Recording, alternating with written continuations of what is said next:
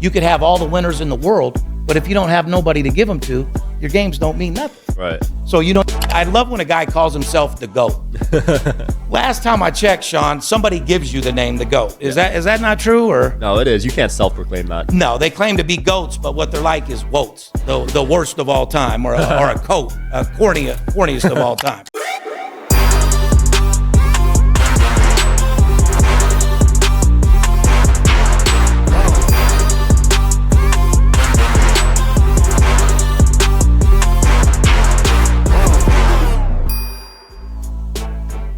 We are back on the Digital Social Hour. Got a Vegas legend with us in the building today, Steve Stevens. Yes, sir. What's going on, brother? Got the drip on today, man. Oh, just something light, man. A little daytime piece. You know what I mean? Iced out. Got the Louis and the sneakers. All right. You got to stay clean. You got to stay focused. You know what I mean? You look good, feel good, you make money, right? Hell yeah. What you been working on lately, man?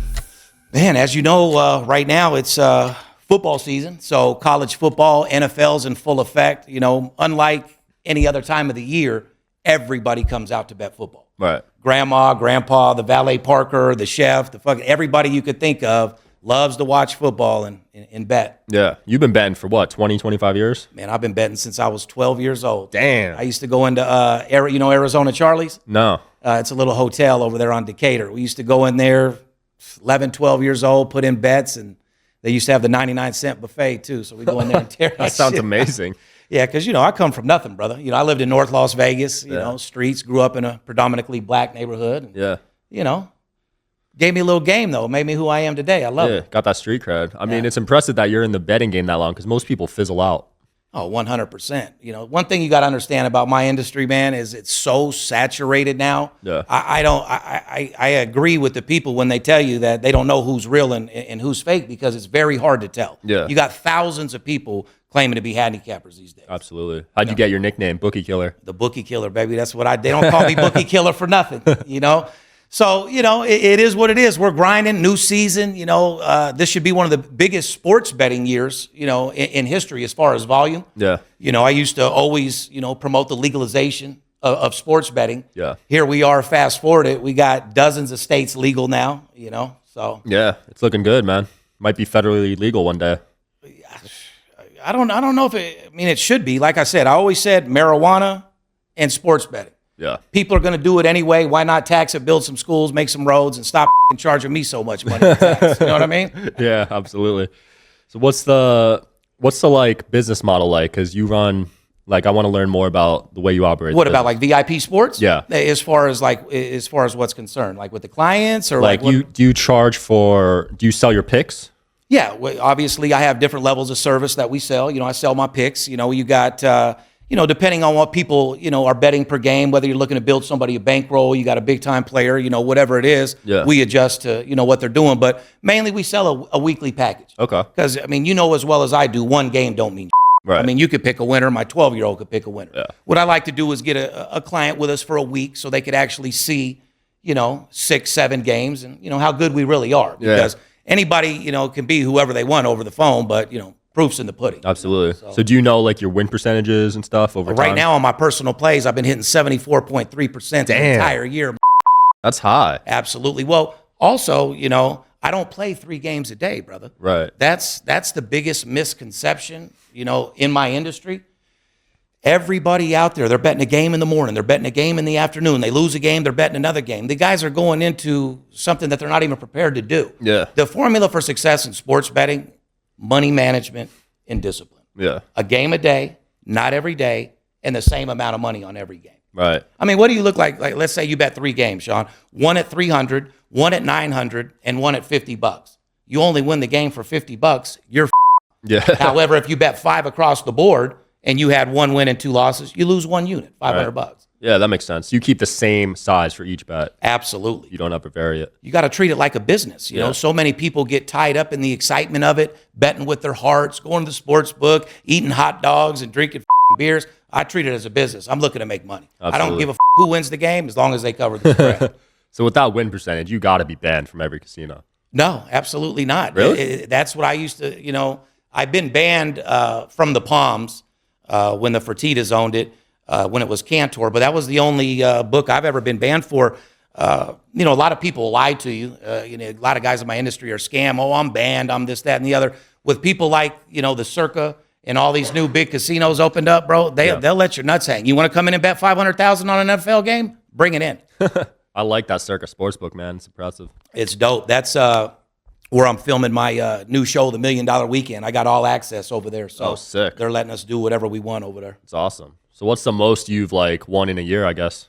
In a year of sports betting? Yeah. Oh, millions. You serious? Every year. In a year? in betting on sports? You can make a full-time living off this. Oh my God, 100. This is what made me a multimillionaire. Well, you know what you're doing, but like the people you're coaching. Oh, you were asking me what's the most a client has ever made? Yeah. Well, you'll see a lot of that in the $1 Million Weekend. I've made clients millions as well. Wow. Yeah, but I mean, am I making a guy that's betting $5,000 a game $1 million in a season? No. Right. I'm not going to lie to you. And anyone that says they do, they're lying too. Yeah. Because you know you can't play that many games, but you know we average my personal plays. You know I try to average about 4 units a week. Okay. You know I'm not trying to pick up 14, 15 units. I'm trying to pick up 4 units a week. So a guy that's you know betting $2,000 a game picks up between 8 and 10,000, and you know it's all about making a second income, brother. That adds up. Yeah, if you can do this on the side, make a few thousand, that could change some lives. Yes, and like for instance, when I have a bad week, I mean, in my industry, you got these guys advertising, I'm 100-0, I'm 130-0. See that all the time. You know, anybody that says they don't lose is a liar. Yeah. Make sure you look at them in the face when they tell you that. That way, you know what they look like when they're lying to you. It's so easy to fake it too on Instagram. 100%. So, you know, like with me on a bad week, it's a break even, maybe lose a little bit of juice, maybe 1 unit on a bad week. Yeah. But 3 out of 4 weeks, I mean, I have bad days. I have a bad week, but I never have a bad month. Nice. Ever. So you got really good sources. Well, yeah, and you know, well, I'm the source. You know, Right. what I have is a good team of guys as far as salesmen on the phone. Because look, man, you could have the best winning percentage. You could have all the winners in the world, but if you don't have nobody to give them to, your games don't mean nothing. Right. So you know, you have to have a good team behind you. And in this industry, it's very tough because you got to understand. You know, I don't want to call out any names or you know disrespect your podcast, but you know these guys out there that claim to be world. I love when a guy calls himself the GOAT. Last time I checked, Sean, somebody gives you the name the GOAT. Is that not true or? No, it is. You can't self-proclaim that. No, they claim to be goats, but what they're like is woats, the worst of all time, or a coat, corniest of all time. You know what I mean? So, but you know, we just grind hard. You know, I bust my ass to you know dealing with the biggest sports bettors in the world. You've had these people on your show. The rich are the rich. You know, when they win, it's okay, and when they lose, it's you. You Right. know, so they're in it for the moment. You know, these guys want to see money and they want to see results. Yeah. If you don't show these guys results, they'll leave you quick. Yeah. How do you feel about parlays? Because I hear the odds on those are terrible. Well, one thing about me, and I always preach, you know, parlays are for suckers. Right. You know, it's just like everyone that's putting in a parlay is just looking for a come up. You know, like you only have $20 in your pocket, so you're going to bet a 4 or 5 teamer. Mm-hmm. It's hard enough to win 1 game, let alone 4 or 5. I mean, Right. do people hit parlays? Yeah, all the time. I've hit 6-figure parlays several times. But the only time that I suggest that you do a parlay is either towards the end of the week or at the end of the week if you've had a successful week and you like, let's say you're betting $1,000 a game for small guys. Yeah. You're up 5 G's for the week, right? And you're going into Sunday. You could off 500 on a parlay. Some fun money. Yeah, take a shot of picking up 4, 5, 6,000. Yeah. But yeah, can you live off parlays? Not no, but Yeah. There's some people that only do parlays. I'm like, what the hell? yeah, and those people claim to be millionaires and they live in a 1-bedroom apartment with a rent. People don't think you could just look up their house these days. It's pretty easy. It's a facade. And like I said, like these guys claim to be this, that, and the other. They're living in rental houses. Yeah. You know, these guys are all these fake posts, using other people's money, acting like it's theirs. They're going to the point these days, Sean, where they're printing fake tickets, bro. Jeez. I mean, the game is so saturated, it's insane. That's Yeah. why I say these guys are skeptical. I understand why. Yeah. Skepticism is a sign of intelligence. If they weren't skeptical, I probably think something was wrong with them. Yeah. I mean, the one thing you got on your side is a great track record. These people are popping up left and right, but they haven't been around for as long as you have. No, nobody's been wrong. I got into this game, 29 years ago. When I got into the game, there was big. You're probably too young. It was like I wasn't even born yet. Yeah, Wayne Root, Jim Feist. These were the biggest guys in the game, and I basically, took them down. Monopolized the game, took their salesmen, got their leads, and basically took over. On some street. Wow. I used my street hustle to get Oh, it. yeah? You know what I mean? Okay. Because, I was in telemarketing my entire life, and I worked for a company when I was 17 years old. It was 1 in 5 promotions, and the company actually got in trouble and got raided. I actually went to jail for that. I did prison time for it at 18 years old, because I wouldn't snitch on the owner. And Wow. How long? 18 months I did in the feds. What was that like? That was, it was cool. I mean, at the time, I'm not going to lie. I mean, I was pretty thugged out at 18 years old, running the streets and stuff like that. So it didn't bother me too much. But if I had to go in that right now, I'm too old for that, Sean. I couldn't handle it. Damn. I mean, Yeah. I could, no doubt about it, but I don't want to. Yeah, that's a whole different life. Right. You ever have any crazy win streaks that you remember? Yeah, actually last year, baseball, 24-2 run. Damn. 24-2 run, yeah. And that's another thing that, we need to discuss. Any, guys in my industry, like, for instance, let's say you were looking for a professional to get games from, right? Yeah. Anybody that gives you a -200 or a -300, do you think you need their help for a game like that? It's an absolute joke and embarrassment. Yeah. Yeah, that's what pretty Vegas obvious, Dave used right? to do all the time. Take this team money line -350. You got to put up $350 to win 100. Yeah, it doesn't seem worth it, right? When I was on my run, it was all even money and underdog value. See, in baseball, isn't like football. You could hit 60% in MLB, but with the underdog value, it equates to 75, 76%. Wow. Because you when you're betting football, it's minus $1.10. You know what that means? Like, for instance, Cowboys versus San Francisco, the line is -6. Okay. Minus $1.10. So either way, that's how the bookie makes money. So no matter what side you bet, it's $110 to win 10. To win 100. $110 to win 100. Got it. So they keep $10. Correct. If Right. you win, obviously you don't. Right. That's why I say you don't pay juice on winners. But yeah, 100%. What do you like sports-wise? What are like your best sports to bet on? Without any shadow of a doubt, college football, college basketball, and my first period hockeys. Man, I've broke world records. First period, not the whole game? First period totals. I went on a 27 and 4 run just last year in hockey alone. Man. First period totals. Why are you so good at the first period?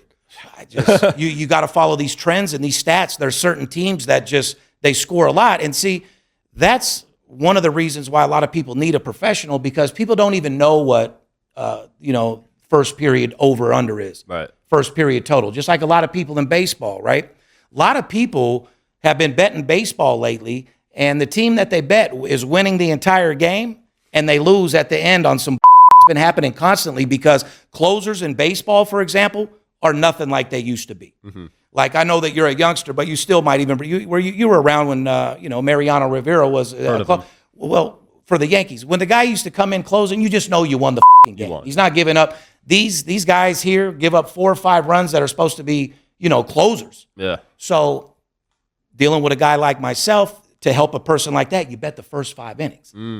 If you would have bet that same team for the first 5 innings, you would have won. Yeah. But you had it for the entire game. Other team came back and you got blasted. And do you feel like it's easier to bet on regular season games or playoffs? All year long. Regular season games, you can find a lot of information, and what nobody, people look at a game sheet, it only gives you so much information. Right. You're not going to get pitcher umpire matchup, pitcher player matchup. Does this umpire call strikes? Is it indoor, outdoor? Does he favor the home team? Does he favor the away team? Who runs baseball? The umpires, right? That guy behind home plate. Yeah, they have all the control, right? 100%. So, not 100%, but it's just stuff to give you the edge. And I just want to make something clear, there's no such thing as a fixed game. These guys call, I know a guy that knows a guy that knows another guy. That guy don't know how to do shit. Yeah. Tell him to come wash my Rolls Royce. That's what he can do. So you don't think any games are rigged? No, but now that I didn't say. NFL is definitely for entertainment purposes only. If you're Really? wrong. Did you not see the game last night? Which game? Eagles? No. Okay. Who won? Eagles won by 6, but the spread was 6. And just the way they let him come down and score, the guy was they're on the 25-yard line. The guy's in the end zone. There's not another defender within 30 feet from him. Wow. Boom, touchdown, lands right on the number. So, yes, I will say, on record, a lot of these NFL games, certain NFL games, there's something to it. Wow. And and I've been caught on the wrong side on those. I've also been on the right side. But, there are certain teams you just gotta, you gotta look out for. Yeah, whenever there's a lot of money involved, you never know. If you see the NFL breakdown, it says right on there for entertainment purposes. Does it? Only. Oh, wow. Now, what the is the difference between that and WWE? I mean, it's for entertainment purposes only, isn't it? I can tell you this: they didn't make any money off Kansas City winning the Super Bowl, so you can bet your life they're not winning again. Why didn't they make money? Well, they've already won it. All their people already had their endorsements. Their teams were doing what they do. They're looking for new money, So they like when new teams win. 100%. And if you've noticed over the years, which is a crazy thing, I can name you at least 10, different situations where when a tragedy happens in that city, that team wins.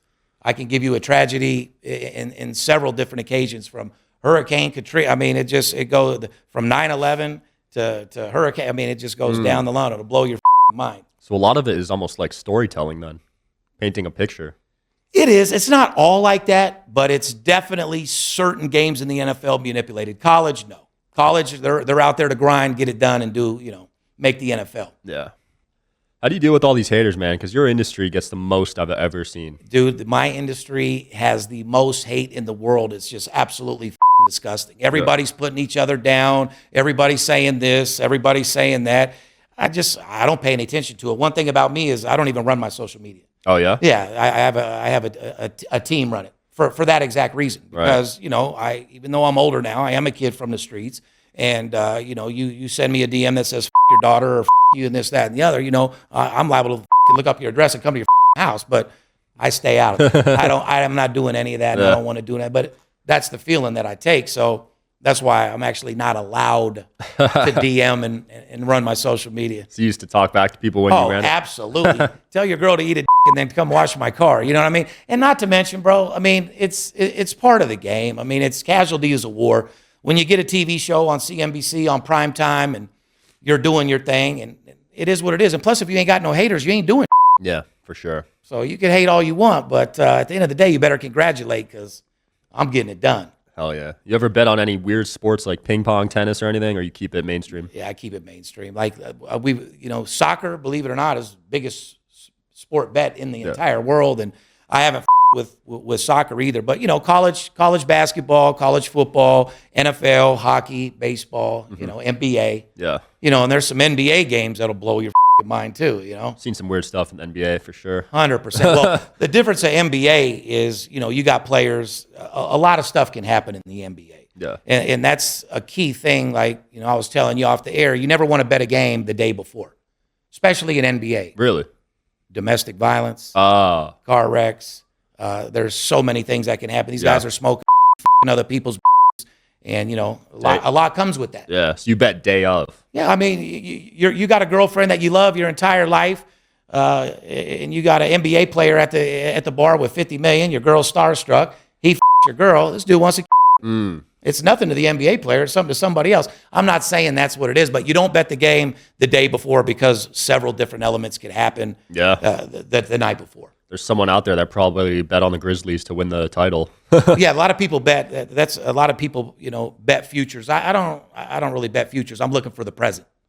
I'm not looking for a sports book to hold my money for a 6 months. So yeah, it just seems like you could put that money to use. Yeah, call a guy like you, let him knock it out. You know what I mean? Find a little something to turn it into something special. Yeah, because I know Vegas Dave does those long ones, but it's like your money's tied up for 6-8 months. Right, and he's also a compulsive liar. I'll give you an example. The one time that he hit for the $2 million or whatever it was on the baseball World Series, the part that he didn't tell you is he had $50,000 on 11 other teams. He basically bet every team on the board. So he probably broke even, maybe made a couple $100,000. Wow. But wants to act like he's a kingpin. Yeah, you won that game, but what about the other 20 teams that you bet the same thing on? Yeah. And lost? I wonder if he's made money from betting, like overall.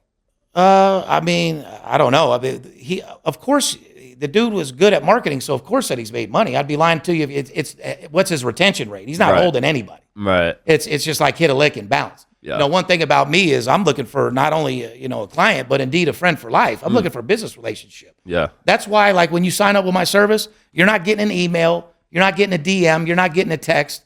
I'm working with you, or one of my guys is working with you on a one-on-one basis. Oh, you're calling? Absolutely. I mean, we might sign you up digitally, but then we want to build a relationship with you. We don't want any mistakes. We want to talk to you.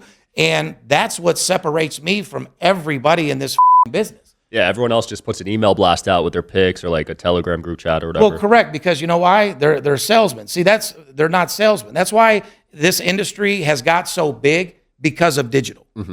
If there was no such thing as digital, there'd be no handicappers. Yeah. You know, like I was, you know, when I started the game, you know, there was only like four people, 4 rooms doing what I do. Right. You know, outbound, getting leads from sports books, you know, creating through advertising, doing a TV show, getting people to call, and then you grind out the leads. It takes a lot of sales talent to sell air, brother. Yeah, for sure. You got to get somebody to believe you. You got to paint a picture in their head what you're doing, and you know, nobody wakes up looking to buy your product ever. So with that said, you got to tell these people how this product is going to benefit you, how this product you need, what it's going to do for you, how it's going to help you. You know, I know you didn't wake up this morning looking to purchase this product, but you know, like I said, let me explain to you why and what, you know, what you can accomplish for them. Right. You So know, how much do you charge? we have different packages. Oh, we okay. have, I do promotions as little as $99 for 3 days. I mean, I'm blessed enough being the biggest in the business where I deal with the biggest sports bettors in the world. Yeah. So me personally, you know, I deal with the guys betting 10, 50, 100, $250,000 a game. Damn. And I have my guys in my room deal with, you know, $200,000, $500,000, $2,000 players. Got it. And what we do is we sell 3-day, you know, promotions. And, you know, the whole idea is to start them off with a week of service to build somebody a bankroll. Right. I don't want none of your money. I want the bookie's money. So one thing about me, you know, if you sign up, let's say you invested $250, you're a $500 player. My goal is to pick you up, you know, $2,000, $2,500 for the week.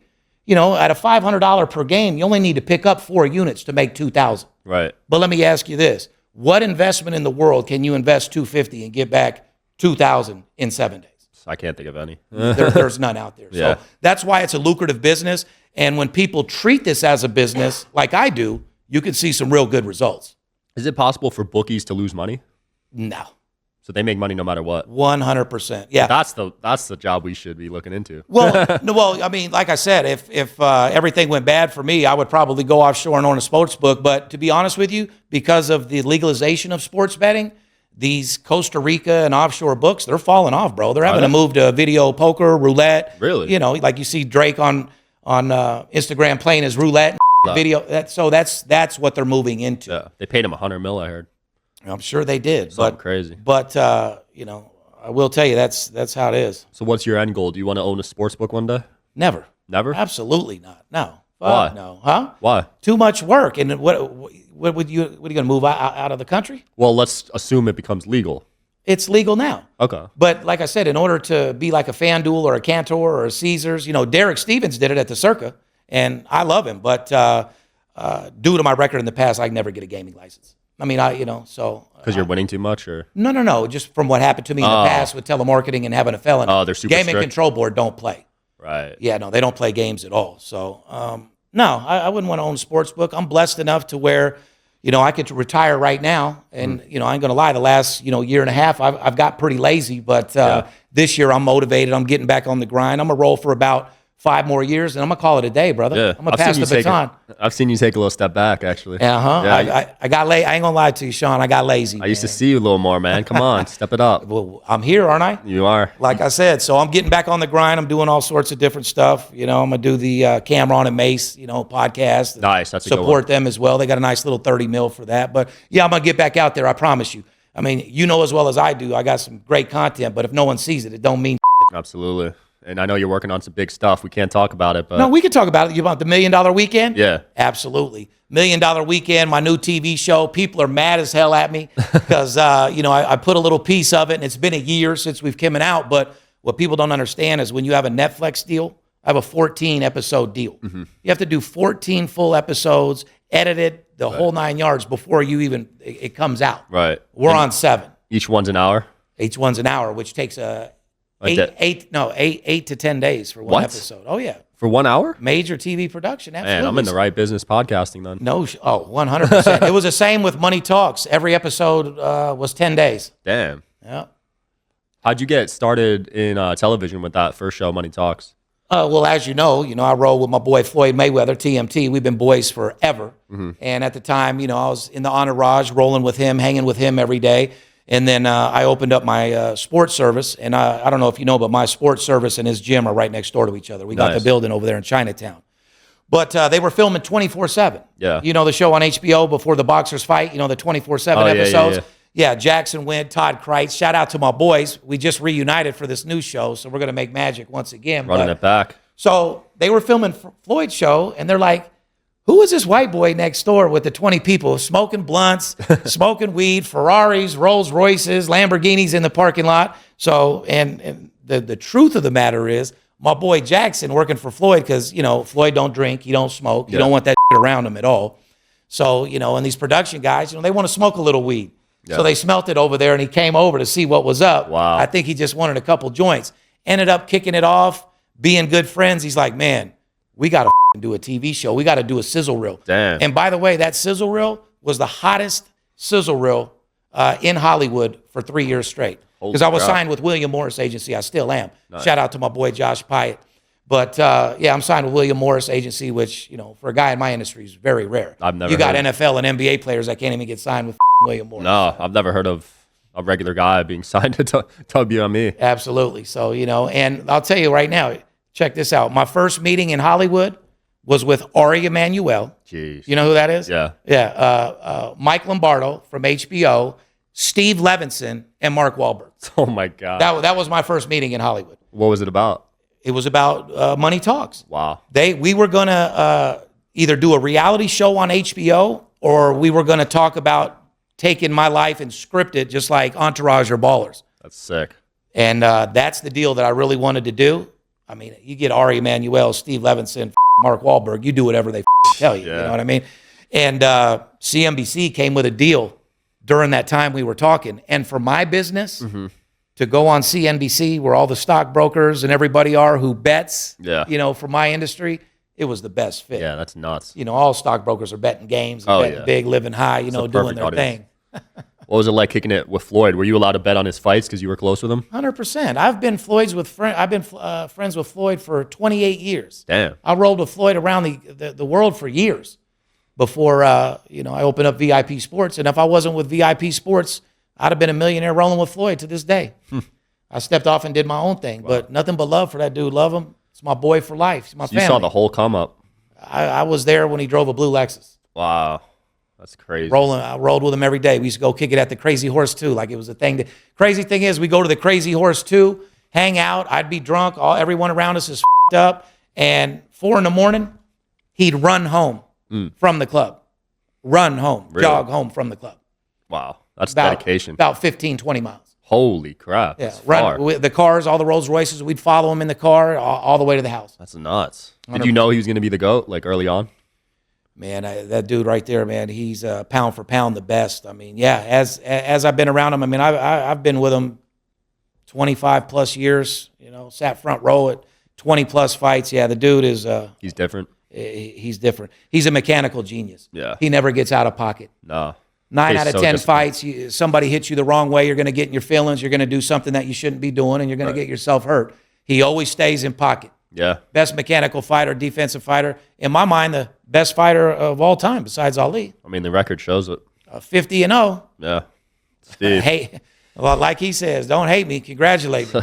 It's been super fun, man. Anything you want to close off with or promote? No, man. I mean, like I said, guys, if you're betting sports out there and you want to make some money, you can't go guessing. You can't go betting with your heart. If you truly want to make a second income, you want to make 6 figures betting sports, hit me up at VIP Sports LV. Over 30 years in the game. Nobody wins games like me. I deal with the biggest sports bettors in the world, and I'd have no problem helping you guys make money in a second income. Let's go. I appreciate you having me by, Sean. I appreciate it, brother. Absolutely, brother. Peace, and see you guys next time.